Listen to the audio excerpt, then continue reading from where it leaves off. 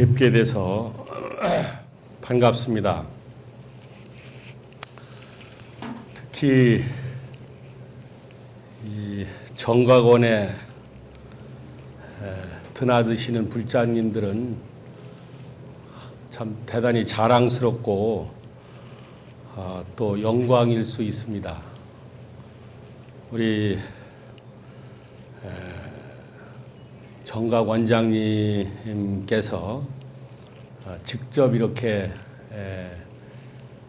예불과 기도에 참여하시면서 박사님께서 불공해 주시고 기원해 주시는 것은 아마 우리나라 불교에서는 크게 흔치 않은 일이 아닌가 하는 생각이 들어서 더욱 신심을 갖고 아마 여러분들이 이 정각원을 사랑하고 아껴주시면은 아마 좋은 인연의 터전이 되지 않겠나 하는 생각이 듭니다. 저는 원래 속리산 법주사가 저희 본사입니다. 우리 스님들은 제가 태어난 고향이 있는가 하면 출가한 고향도 있습니다. 그래서 속리산에 대한 애정이나 남다른 관심, 그리고 애틋한 정, 뭐 이런 것들을 참 많이 갖게 됩니다. 제가 이 연꽃마을 사업을 1990년도 지금부터 18년 됐습니다마는 그 연꽃마을 사업하기 이전에는 법주사에서 여러분이 아시는 그 법주사 청동 미륵대부를 조성했습니다. 여러분은 33m의 청동 미륵대부를 보시면서 그냥 이것이 아주 크구나, 이렇게 쉽게 눈으로 스쳐 지나가실 수 있습니다마는 그것을 5년 동안 그 불상을 봉안하기까지의 나름대로의 그 열정과 그 고뇌, 그리고 모든 정력을 쏟아부었던 한 사람으로서는 그것이 그렇게 평범하지를 않습니다. 여러분, 오늘 날씨가 뭐 서울이 영하 12도라고 하니까 한겨울은 우리나라 온도가 영하 24, 5도씩 올라갑니다. 그리고 가장 더울 때는 영상 35도, 6도까지 올라가는 이렇게 온도의 빈폭이 굉장히 큰 그런 나라가 우리 대한민국이죠. 그렇기 때문에 청동의 조형물은 이렇게 온도 차이가 많이 나는 지방에서는 대형의 조형물을 세울 수가 없습니다. 여러분들이 잘 아시겠지만 청동이라고 하는 것은 그 온도에 대단히 민감합니다. 여러분이 아시지만 전신주가 여름에는 참 늘어지잖아요. 그리고 겨울에는 바짝 달라붙죠. 철길도 마찬가지입니다. 겨울에는 굉장히 덜거덕덜거덕하죠. 여름에는 탁 달라붙어서 그런 소리가 덜 나죠. 이렇게 강한 쇳덩어리도 그 온도의 그 빈폭에 따라서 늙어 줄고 그럽니다. 그래서 우리나라가 이렇게 온도의 격차가 50도 이상 되는 이런 나라에서는 원래 청동 조형물이 대형으로 쓰기가 어렵습니다. 그래서 문화재 관리국 지금은 문화재청이라고 합니다마는 거기서 그 청동 불상을 승인받는 것이 과정이 대단히 어려웠습니다. 이것은 분명히 온도의 차이가 이렇게 많이 나기 때문에 특히 이 산중에다가 30m 이상의 조형물을 세운다고 하는 것은 발상 자체가 위험하다. 이건 안 된다. 뭐 이렇게 얘기들을 해서 2번이나 문화재관리국으로부터 반려를 받았습니다. 그렇지만 일단 법주사 사중에서는 이 33m로 된 세멘트 불상, 옛날에는 세멘트로 33m의 불상이 거기에 존재됐었습니다. 박정희 대통령께서 5.16 혁명을 성공하시고 63년도에 일제시대 때 세우다만 불상을 완성한 것이 세멘트 불상입니다. 근데 이 세멘트가 갈라지고 그 당시에 조잡했기 때문에 그리고 자꾸 떨어지기 때문에 이것을 옛날 고려시대 때의 원형 모습으로 청동으로 봉안을 하자 하는 결의를 해서 했는데 2번이나 반려를 받아서 저희가 문화재관리국에 가서 그랬습니다. 당신들은 과학적인 논리로 이곳에 청동의 불상이 서 있을 수가 없다고 얘기하지만 그렇다면 1300년 전에 에밀레종은 어떻게 만들어졌겠느냐. 여러분들 에밀레종이 23톤입니다. 그런데 1300년 전 주물공법이 아주 형편없는 조그만 용기에다가 이 노쇠물을 끓여야 되는 그런 1300년 전에 23톤이라고 하는 어마어마한 청동을 녹여서 한꺼번에 끓여 부었다고 하는 것. 이것은 현대 그 비철금속을 연구하는 사람들도 신비라고 여깁니다. 도대체 어떻게 한꺼번에 23톤을 끓여서 부었을까? 지금은 포항제철 같은 데서 무슨 100톤, 200톤도 끓여볼 수 있습니다만은 왜냐하면은 새라고 하는 것은 한꺼번에 끓여서 붓지 않으면 붓다가 그 이튿날 만약 또 붓는다면 거기는 어떻게 될까요? 금이 가가지고 붓질 않습니다. 근데 지금 에밀레 그 종을 아무리 분석해봐도 한꺼번에 부었지 저것이 그렇게 이틀, 3일, 열흘 붓질 않았어요. 붓을 수도 없고요. 그래서 저희들이 문화재관리국에 가서 부처님이 하는 일, 불교가 하는 일은 과학 플러스 알파로서 불력이라는 게 있다. 불력. 부처님의 위실력이라는 게 있다. 그렇기 때문에 당신들 승인만 해주면 우리는 최소한도 10,000년 이상은 그 자리에 설 수 있는 불상을 만들 수 있다. 이렇게 이제 때를 썼습니다. 그래서 2년 반 만에 문화재관리국의 승인을 받아서 오늘의 그 여러분이 친견하는 청동불상이 섰습니다. 지금 이 청동불상은 한여름에는 키가 8cm가 큽니다. 그리고 한여름에 바람이 많이 불 때는 좌우로 16cm가 움직입니다. 그러니까 이게 부처님이 컸다 작았다 그러는 거예요. 그게 그 과학적으로 그럴 수밖에 없어요.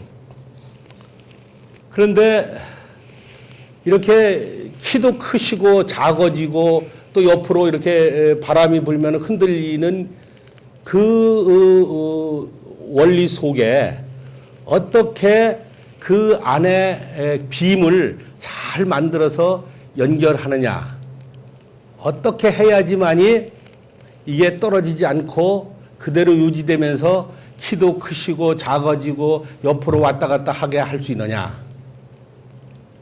이것은 숙제였습니다. 결국 서울대학교 그 생산기술연구소라고 하는 데서 그것을 개발을 해서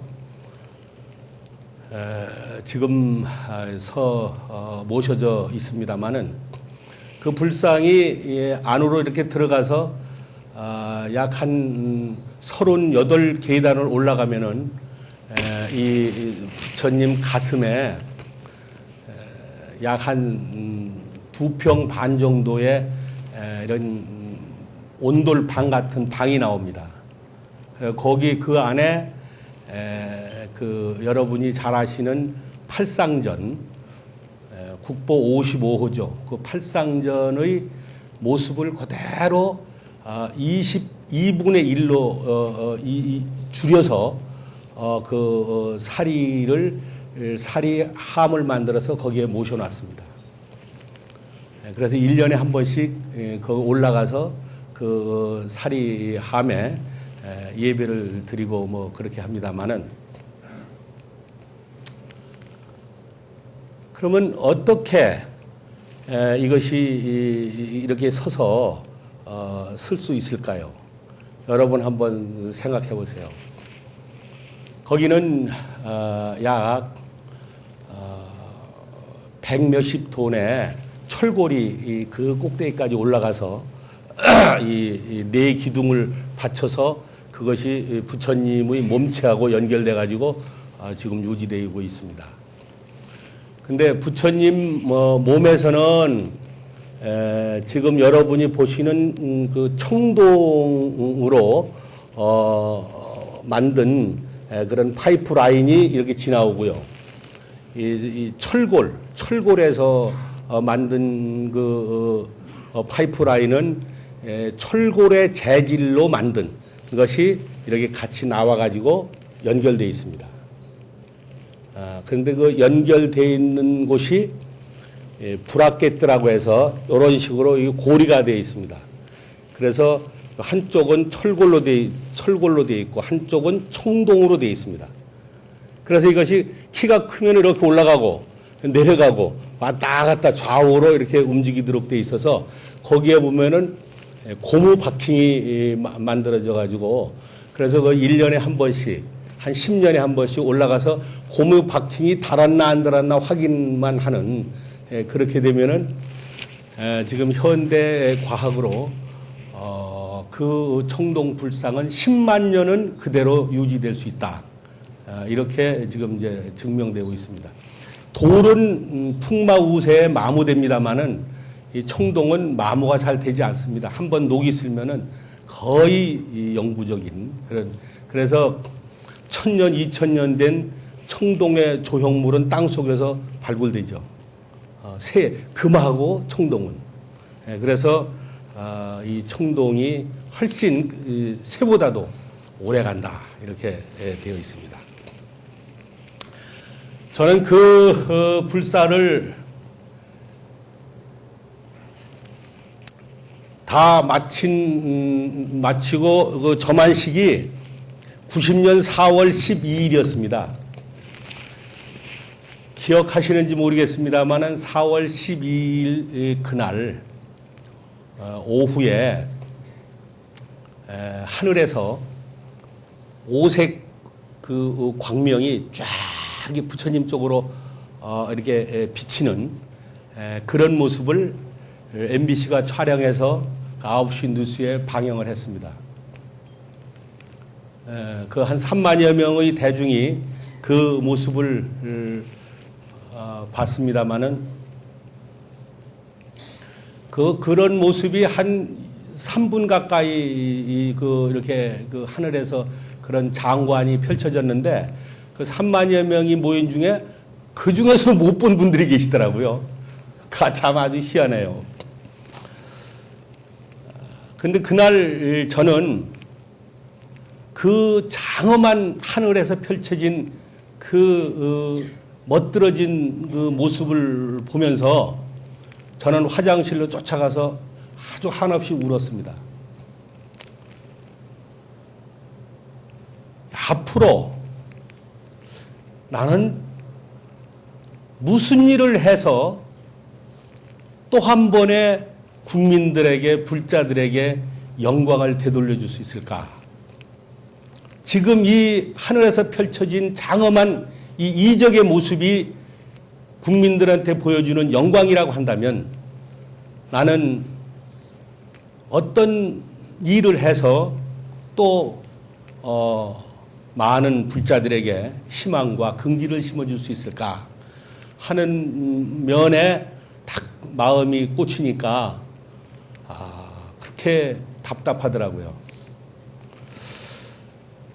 성철 큰 스님처럼 산에 들어가서 면벽 구도의 생활을 할까?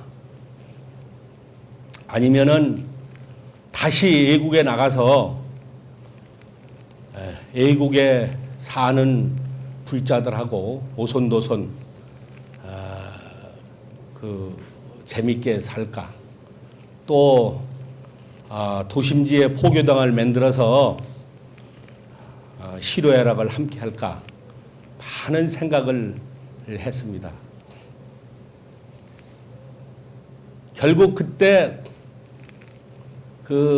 제 자신에게 가슴속에 꽂히는 생각이 불교계에서 가장 불모지로 여기는 이 사회복지 쪽에 한번 눈을 돌려보자.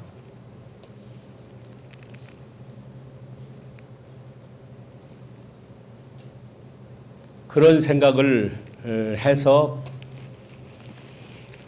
마침 그 성수 큰 스님께서 연꽃마을 사업을 저한테 물려주신다고 해서 그래서 9월 달에 서울을 올라와 가지고 이 사업을 이제 시작을 했습니다. 그때는 한국에서는 거의 사회복지 불교계는 불모지였습니다. 그때 법주사에서는 저보고 더 있으면서 이 청동 불상에 대한 책을 만들어라 하는 뭐 명령이 있으셨습니다마는 제가 뛰쳐나와서 연꽃마을 사업한다고 올라왔습니다. 그랬더니 법주사에서 저한테 주신 돈이 퇴직금으로 300만 원입니다.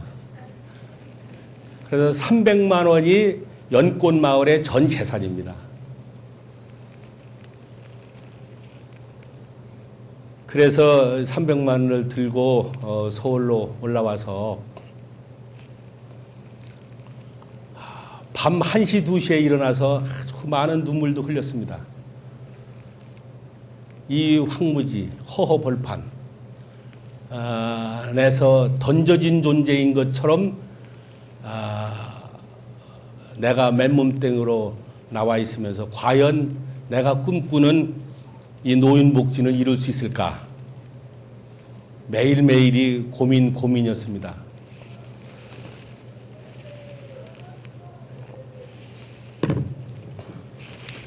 사무실 한 평도 얻지 못하는 이런 상황에서 과연 그게 가능할까? 여러 가지 악조건 속에서 그해 12월 5일 드디어 용인요양원의 이제 기공식을 갖게 됩니다. 그래서 9월 달서부터 12월 5일 기공식을 갖는 날까지 후원 회원이 불우노인의 안식처를 불자들이 마련하자 하는 이제 캐치프레이즈를 내걸고 용인요양원을 짓는 작업을 합니다.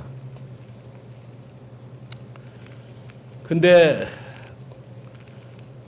그 한 서너 달 동안에 후원 회원이 1,000원씩을 들고 모인 후원 회원이 12,000~13,000명 정도 됐습니다.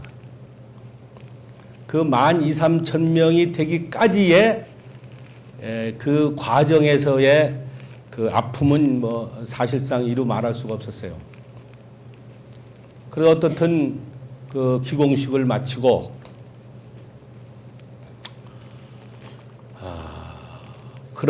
그렇게 보낸 세월이 벌써 18년이 됐습니다. 그래서 저는 18년 동안에 항상 제가 머릿속에 떠나지 않는 두 화두가 있습니다. 하나는 수행이요, 하나는 교화입니다. 이 수행과 교화라고 하는 것을 어떻게 조화롭게 내 삶 속에 함께 녹아들게 할 수 있을까 하는 것이 저의 끝없는 화두였습니다. 그래서 저는 그것을 해야 할 일, 하고 싶은 일 이렇게 얘기를 합니다.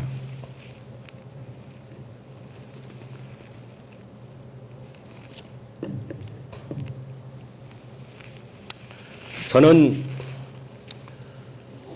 24살에 출가를 했습니다. 그래서 저는 고등학교 때부터 불교 학생회에 있었기 때문에 불교가 뭔지는 알았고, 나는 불교를 통해서 정말로 멋있는 삶을 한번 살아봐야 되겠다 하는 꿈을 가지고 출가를 했는데, 딱 부닥친 것이 이 수행과 교화라고 하는 양축을 어떻게 조화롭게 하느냐였습니다.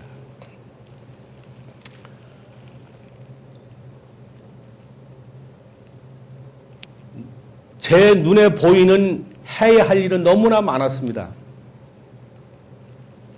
그런데 하고 싶은 일, 그것이 바로 수행 아니에요. 수행을 하고 싶어서 출가했으니까. 그런데 해야 할 일과 하고 싶은 일의 틈바구니 속에서 수없는 나라를 고민하면서 지금도 이 시간에도 연꽃마을 사업을 하면서도 이 부분에 대해서 어떻게 내 스스로가 생활 속에 자연히 녹아나게 할 수 있을까 하는 것이 숙제입니다. 아마 저뿐만 아니라 회색 승복을 입은 스님들 모두가 아마 이런 생각을 하시리라고 믿습니다. 저는 그래서 오늘 여러분들한테 들려드리고 싶은 말씀이, 불교는 지혜와 자비의 종교다 그렇게 얘기합니다.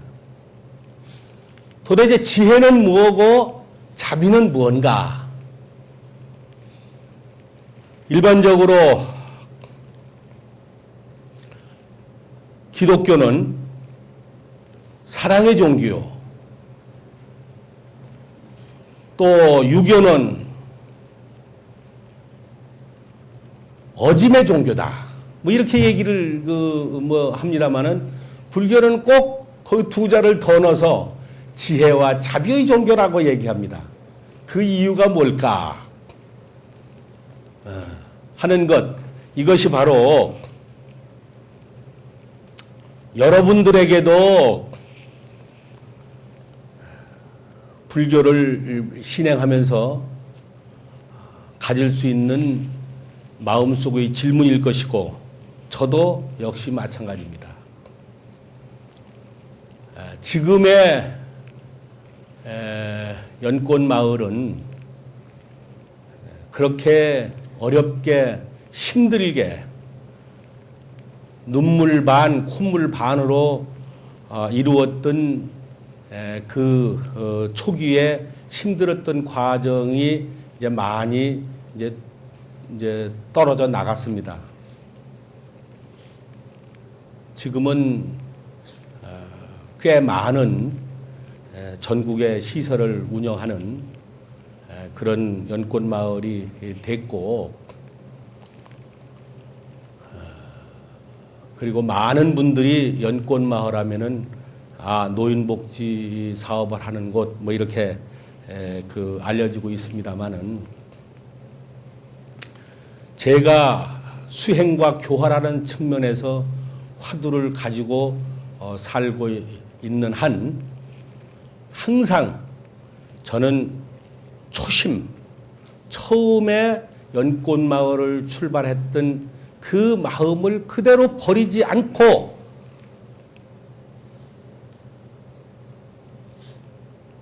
매일매일을 살아가고자 하는 마음, 이것이 바로 저는 수행과 교화라고 하는 그 가르침의 절정이 아닌가 하는 생각을 해요. 불교는 지혜와 자비의 종교다.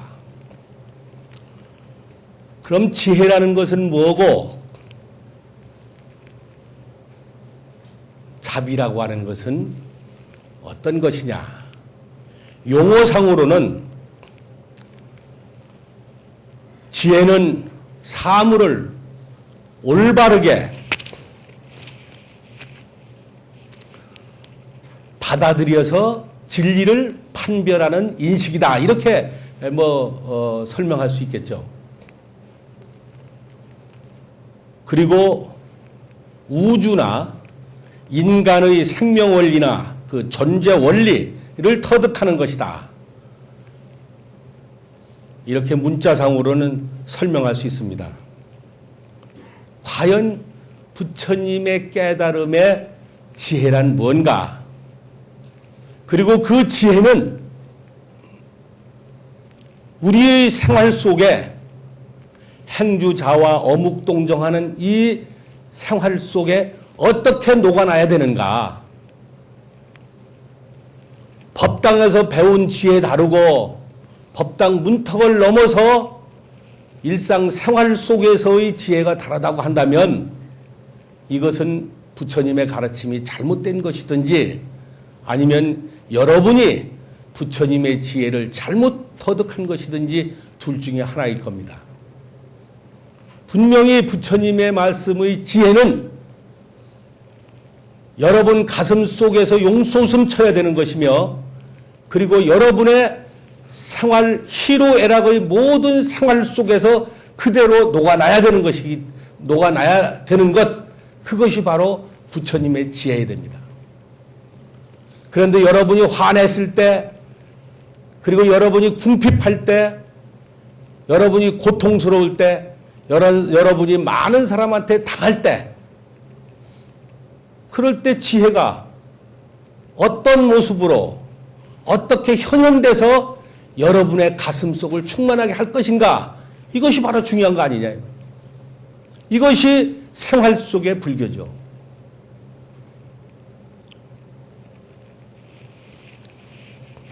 그래서 지혜라고 하는 것은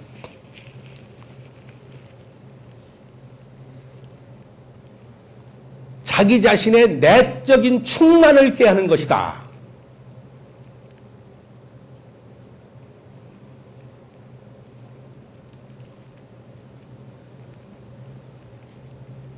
그리고 나를 나답게 완성으로 이르게 하는, 접근하는 그런 길이다. 이렇게 설명할 수 있을 것입니다. 그리고 그 길은 인생의 고든 바른 길이며, 그리고 참 삶의 길이다. 그렇기 때문에 어느 종교를 믿는 보다도 어떤 가르침을 신봉하는 사람보다도 더 가치 있고 더 의미 있고 더 환희로워야 되는 것이다.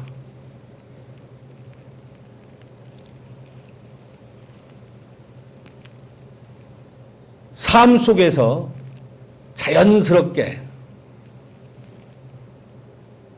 나타내줘야 되는 것이다. 그것이 바로 지혜다 하는 것입니다. 그래서 그러면 부처님이 말씀하신 지혜를 한마디로 확실하게 얘기를 한다면 지혜는 이 우주의 존재 원리, 그리고 이 우주의 생명 원리,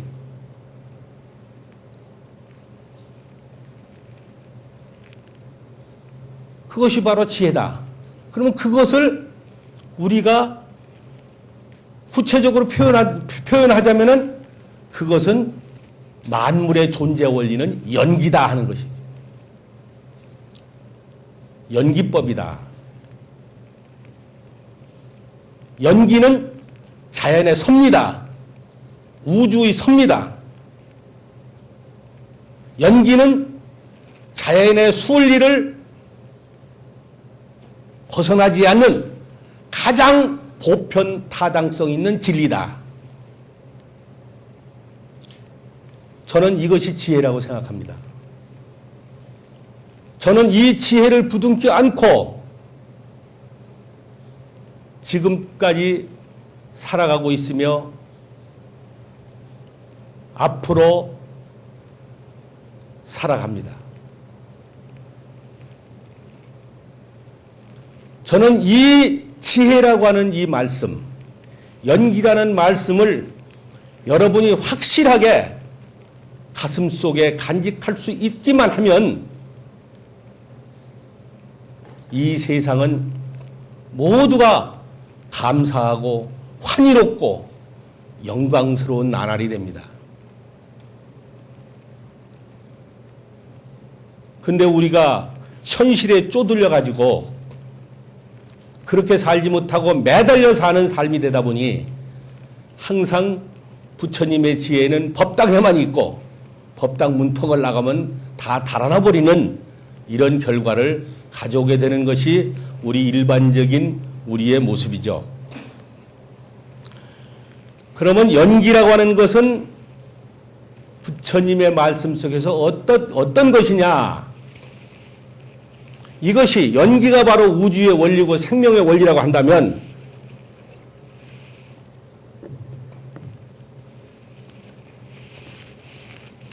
이것은 우리 정각 원장님께 또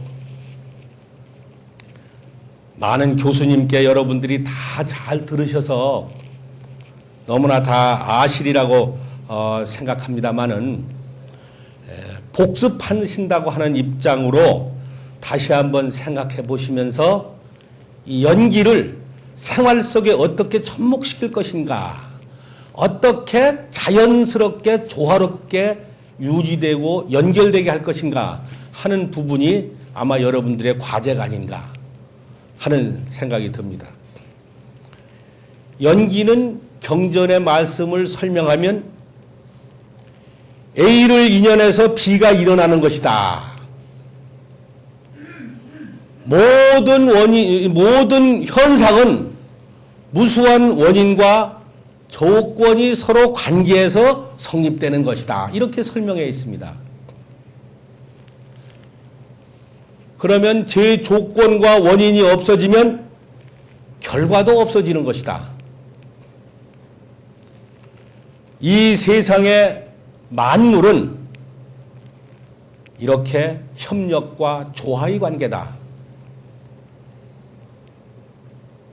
아들, 딸, 손자, 며느리, 직장 동료, 친구, 이 인연관계, 이 연기관계, 이것을 평범하게 생각하실 것이 아니라 바로 이 연기적 조화의 원리의 바탕에서 그 대상자를 바라봤을 때 너무 소중하고 너무 거룩하고 너무 영광스러운 것이죠.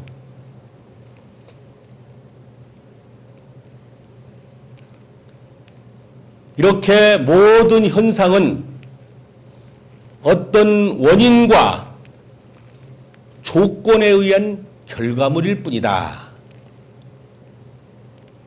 콩 심은데 콩 나고 팥 심은데 팥 난다.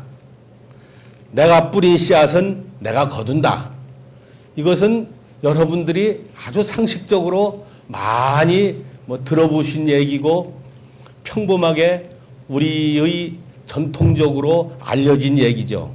그런데 우리는 콩 심은데 콩 나고 팥 심은데 팥 난다는 것을 그냥 그런가 보다 이렇게 넘겨버리고 마니까 그것이 소중하고 그것이 가치 있고 그것이 빛나는 줄을 모르고 있는 것이죠.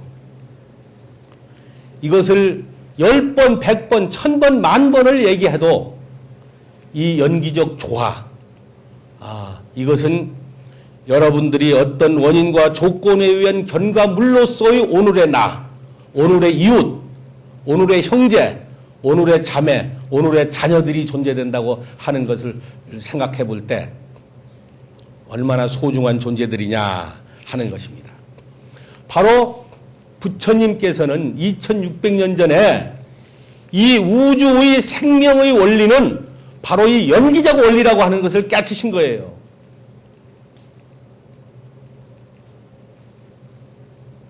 그래서 전부 2600여 년 전에 그 제자들은 우리 금강경이나 법화경이나 많은 경전을 보면은 제자들이 부처님 말씀을 듣고 환히 용약해서 울고 감탄하고 이러잖아요. 근데 여러분들은 이 세상은 전부 연기적 원리다. 콩 심은 데는 콩 나고 팥 심은 데 팥 난다. 그러면은 너무나 자연스럽게 여러분이 들었던 얘기이기 때문에 여러분들이 감동적으로 마음에 와닿지 않는 거예요. 근데 그 당시 2600년 전에는 이것이 엄청난 충격으로 받아들인 겁니다. 전부가 태양을 믿고 바위를 믿고 무슨 하늘을 믿고 이렇게 해서 그 육사예도라는 게 그런 분들 아닙니까? 전부 밖에서 어떤 대상을 찾아서 믿으면서 그에 의해서 추종하고 거기서 기원하고 발언하던 그런 사람들에게 부처님이 이 세상에 창조자와 절대자는 존재하지 않는다. 다만 연기적 원리만 존재할 뿐이다 하고 가르쳤을 때 이것은 얼마나 엄청난 충격이었겠느냐 이 말이죠. 그래서 저는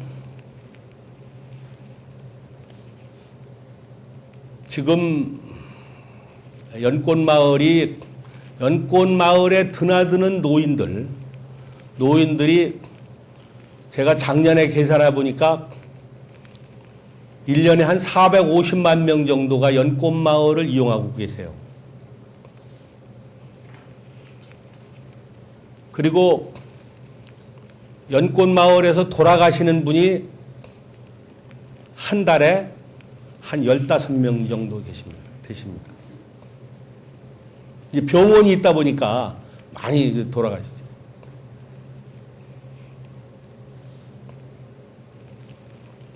근데 그분들 돌아가시는 분들을 보면요.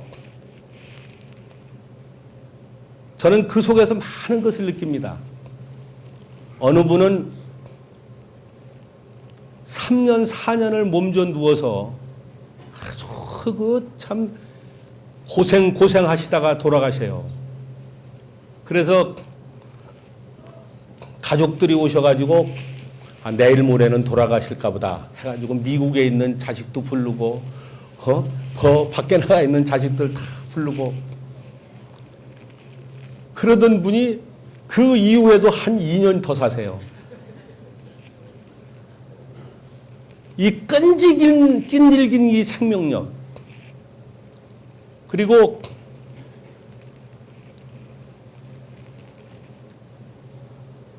며칠 전에 돌아가신 할아버지는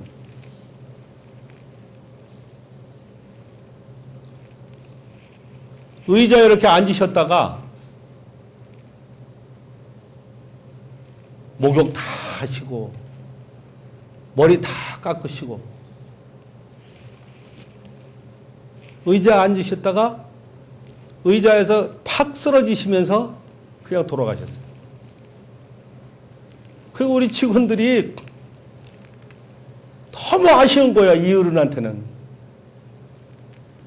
이렇게 아침밥도 잘 잡수는 어른이 어떻게 이렇게 돌아가실까?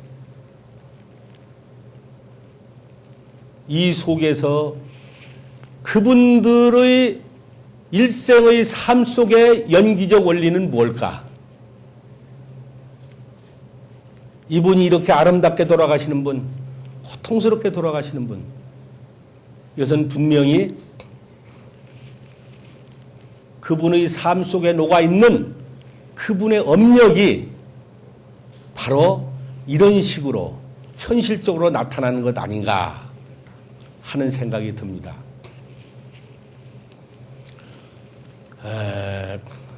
저희들이 대구에도 보살선언이라고 해서 운영하고 있는데요.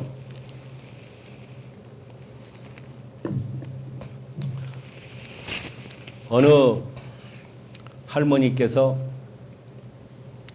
여기 송파, 저희들이 삼전동에 사무실이 있었는데 거기에 늘 오셔서 병원에 드나드시는 분이셨습니다. 근데 당신이 보리수 마을이라고 저 강원도 양양에 새로 생겼습니다. 그게 이제 우리 불교계에서 운영하던 시설이죠.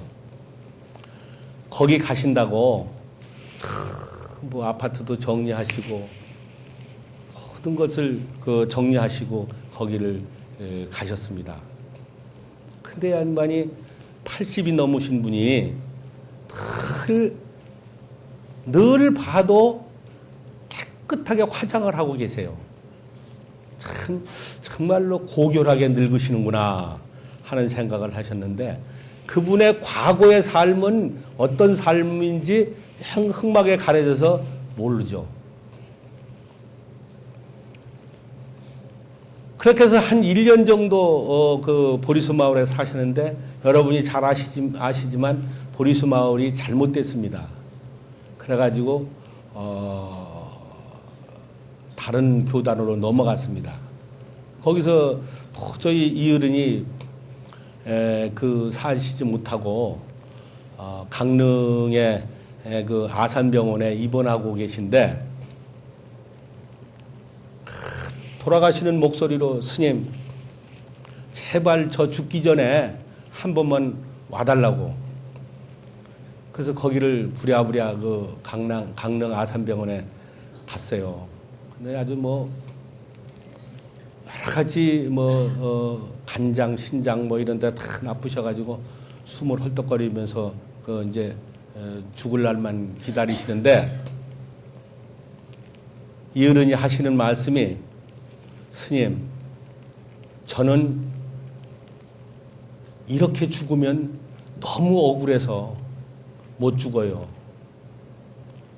스님 계시는 시설에라도 가서 죽고 싶지 병원에서 이렇게 쓸쓸하게 죽고 싶지 않습니다. 자식도 아무도 없어요. 근데 뭐 저희들은 유료 무슨 요양원이 없었고 대구에만 있었으니까 그래서 사정을 했더니 대구라도 가신다는 거예요. 그래서 대구에 보살선언에 이제 모셨습니다. 모셔가지고 열흘도 못 계셔가지고 계속 연거푸 병원에 가시고 또 병원에 계시고 또 모셔다 놓으면 그 이튿날 또 병원에 가셔야 되고 뭐 이런 생활이 연속이었습니다. 근데 하루는 간병인이 저녁에 전화가 밤 11시가 넘었는데 전화가 왔어요. 스님 나 간병 못해요. 왜 그러냐 그랬더니 무서워서 간병을 못하겠대요.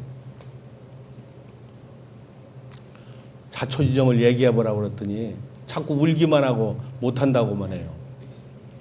그래서 제가 그 보살선언 원장한테 전화를 해서 확인을 한번 해봐라. 그러니까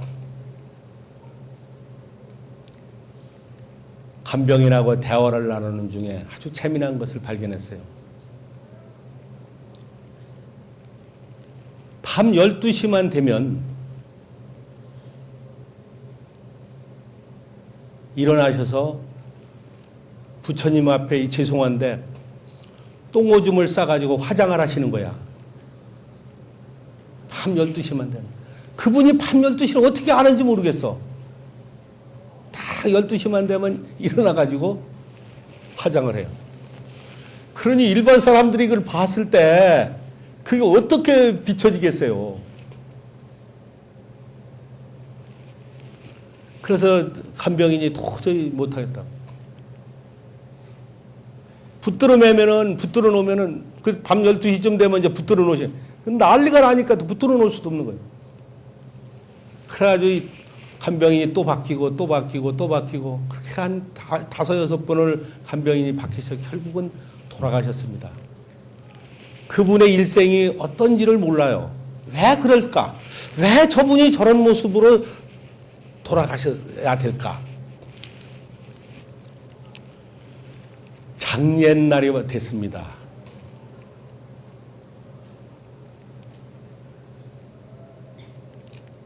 고급 승용차, 예제 승용차를 탄 사람들이 여러 명이 와요.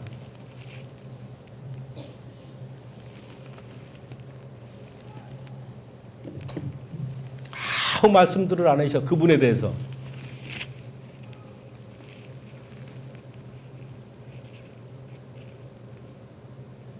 장례를 치르는 날 같이 온 어떤 할머니 한 분이 한쪽에서 눈물을 흘리시면서 이분에 대해서 말씀하시는 거예요.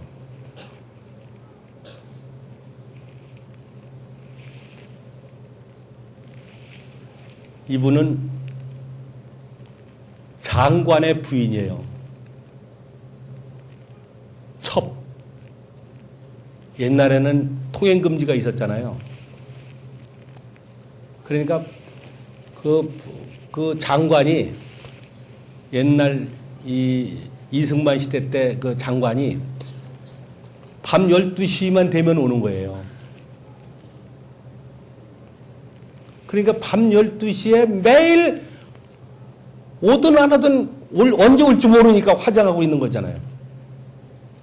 밤 12시만 되면. 그러니까 돌아가시는 순간, 그 마지막 숨이 끊어지는 그 과정 속에서 가장 행복했던 기억을 되살리는 거예요. 이해하세요?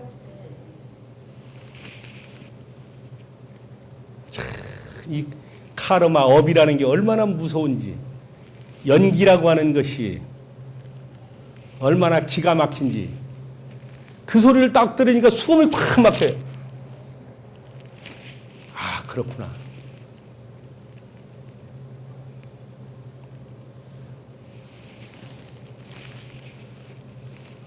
반드시 지금 이 시간에 여러분들의 그 모습은 과거에 여러분의 업력의 소산의 결과입니다.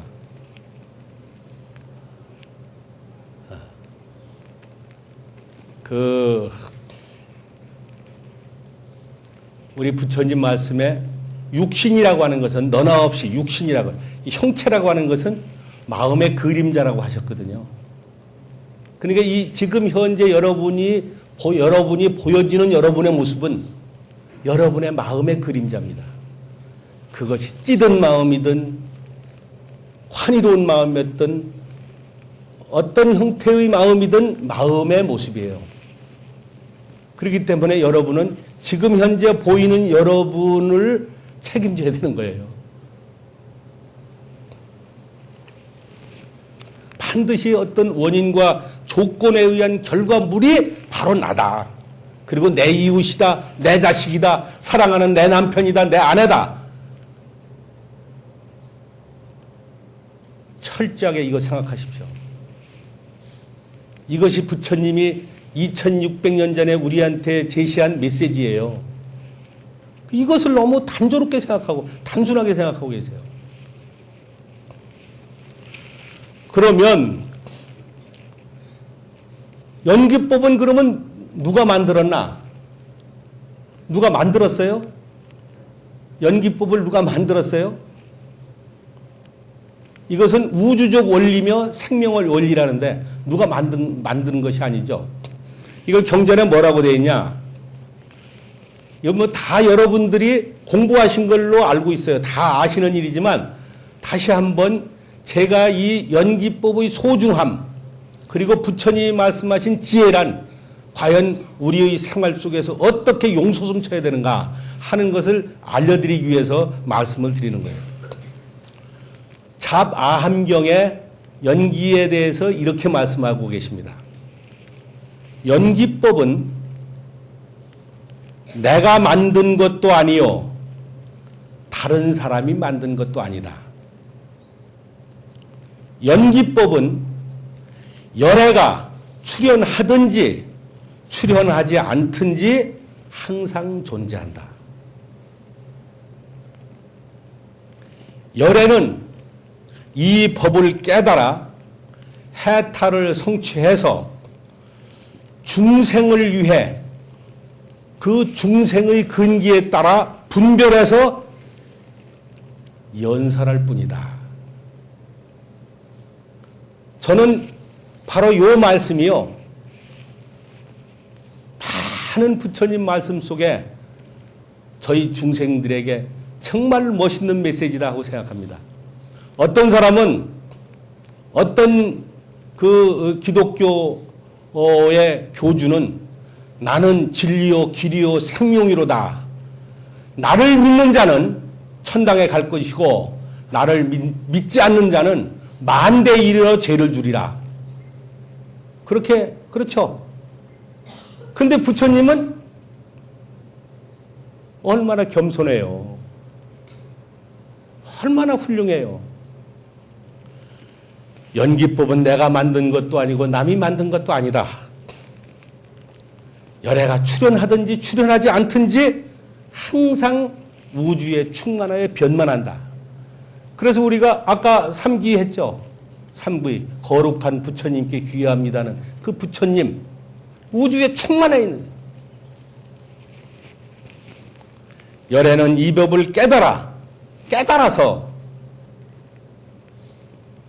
해탈을 성취해서 중생을 위해서 분별해서 연설할 뿐이다. 참 부처님의 위대함이 저는 여기에 있다고 생각합니다. 정말 부처님은 거룩하신 분이고 정말로 위대하신 분이죠. 타 종교인은 그 타 종교인의 교주는 자기가 신의 계시자니 예언자니 독생자니 이렇게 말씀하시지만 부처님은 특정인만 이것을 깨닫는 것이 아니라 진리는 누구나 확인할 수 있는 가장 보편적 타당성 있는 가르침이다. 이렇게 딱 말씀하고 계시잖아요. 이것이 얼마나 위대해요. 얼마나 거룩합니까? 그래서 저는 그리고 우리는 연기는 인류 도덕의 기준이에요.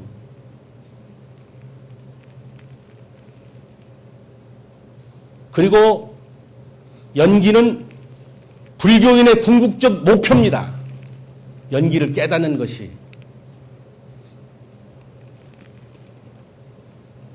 연기의 활용으로 반야심경의 사제법 12년 윤회 여러 가지가 있고 연기의 종류도 무슨 업감연기니 아뢰연기니 진여연기니 법계연기니 여러 가지가 있어서 아주 난해하게 우리에게 제시하고 있습니다마는 어떻든 연기는 바로 우주 속에 편만해 있는 것이다.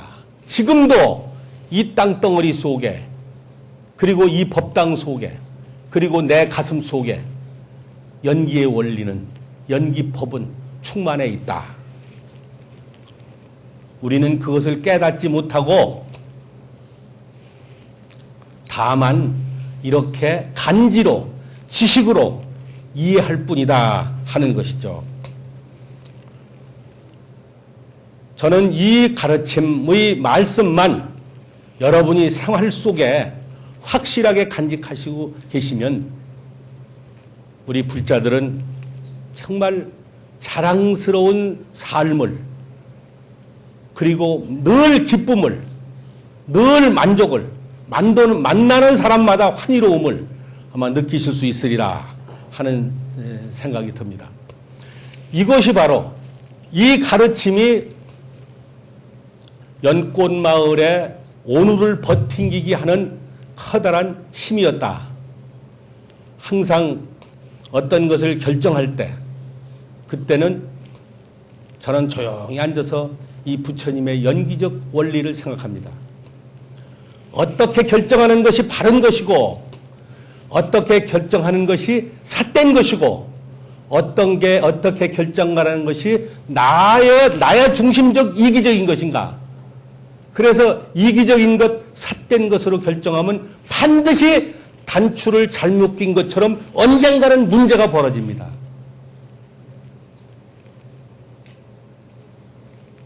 우리는 이 연기적 원리를 바로 이 속에서 발견해야 돼요. 찾아야 돼요. 가장 바르게, 가장 옳게, 가장 합리적으로 사는 것을 제시한 가르침이 바로 저는 연기라고 생각합니다. 어제 그저께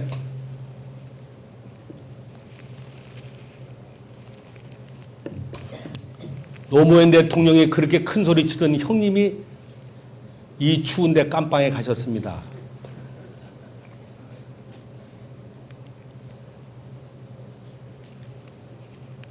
이거 우리 부처님의 연기 속에다가 수치서 이 계산을 딱 해보세요. 반드시 선인 선과 악인 악과 자작자수 자업자득. 이게 바로 우주의 원리요. 이게 생명의 원리요. 왜 이 원리를 버리고 무수한 많은 사람들이 잘못 살아가느냐 이 말이에요.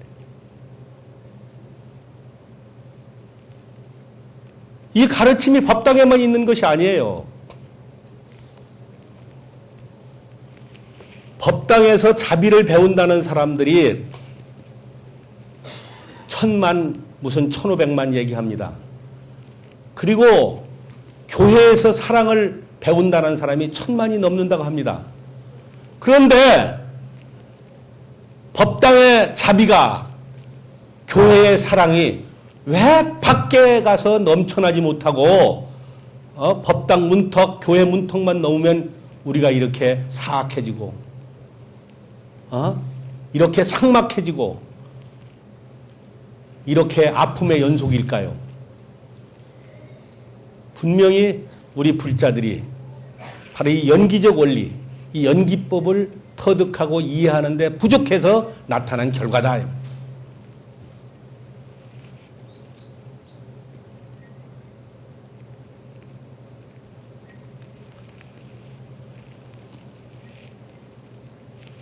시간이 다 됐기 때문에 그 다음에는 제가 자비라고 하는 것은 뭐냐 그러면 자비라고 하는 것은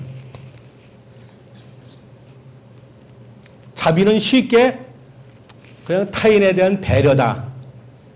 이렇게 얘기하고 그저 자비라고 하는 것은 용서하고 감사하고 겸손하고 연민을 느끼는 것. 이렇게 얘기합니다. 이것은 문서상으로, 문자상으로 표현된 얘기고 적어도 지혜와 자비라고 하는 것은 이것은 이 손바닥의 양면하고 똑같은 것이죠. 지혜 속에서 자비가 표출돼야지 지나가는데 추운 겨울에 지나가는데 거기 아주 양말도 못 신은 사람이 있어서 배고프다고 손을 벌려가지고 동전 한 집을 달라고 하는 것을 아이고 불쌍해서 주는 것, 그것이 자비의 표출일 수는 있지만 진정으로 소위 내적인 지혜의 표출된 모양은 아니다. 그래서 내적인 지혜의 표출, 이것이 바로 자비이기 때문에 자비라고 하는 것은 바로 삶 속에서 자연스럽게 나타나는 생활 방식이어야 된다. 자비라고 하는 것은 아까 말씀드린 대로 지혜를 채라고 한다면 자비를 용이라고 한다. 연기가 지혜라고 한다면, 연기법이 지혜라고 한다면 존재 원리, 우주적 생명의 원리는 자비다.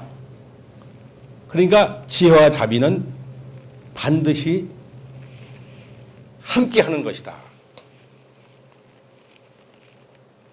그렇기 때문에 지혜만 있고 자비가 없다고 한다면 이것은 종교의 존재 이유가 될 수가 없죠. 지혜와 자비는 바로 종교가 존재되는 근본 이유다.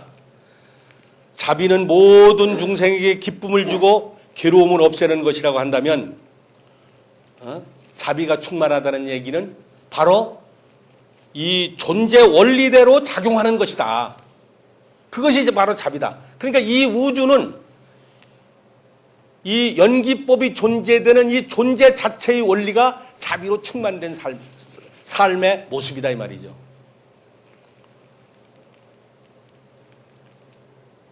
존재 원리대로 작용하는 것, 작용하는 것, 이것이 바로 자비다. 세상은 자유, 평등, 화합으로 조화를 이루는 것인데 이렇게 연기의 원리는 그대로 자유와 평등과 평화라는 것으로 조화를 이루고 있는 것인데 인간이 삼독심에 의해서 탐욕과 분노와 어리석음이라고 하는 것으로 인해서 본질을 변질하고 있는 것, 소위 연기적 본질을 변질시키고 있다. 이것이 바로 삼독심이다. 그러므로 인해서 시비와 갈등과 파괴와 변질과 단절과 하는 그런 인간관계로 연속적인 것이다. 모든 악이, 모든 고통이, 모든 아픔이 바로 그런 데서 나오는 것이다.